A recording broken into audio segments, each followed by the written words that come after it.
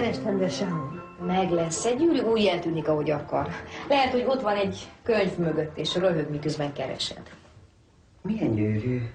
Ne törődj vele. Én azért vagyok itt, hogy mindennel törődjek, drága Zsuzsám. Neked semmire ne legyen gondod.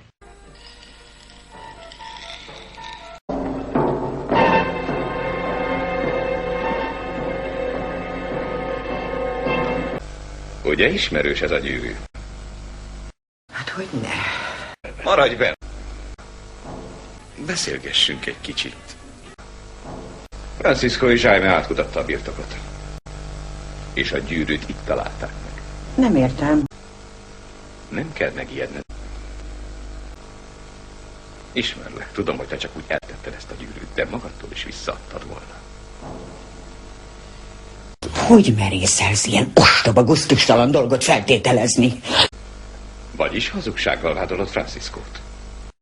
Maga Francisco találta meg nálad a gyűrűt. Te jó ég!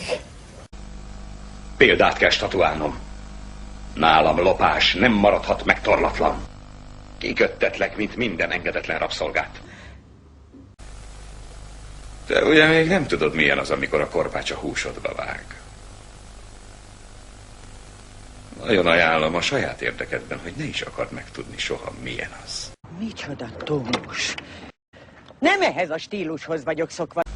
Szembeszállsz velem? Szigorú utasítást adtam Franciscónak. Mostantól mindig szemmel kell tartania. Most már értem. Meg foglaszád! Na hát, ilyet mondani nekem, ezt nem vártam tőled.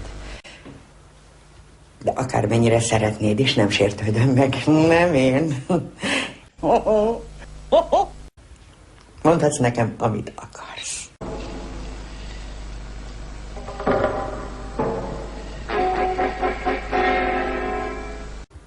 Bánts csak nyugodtan.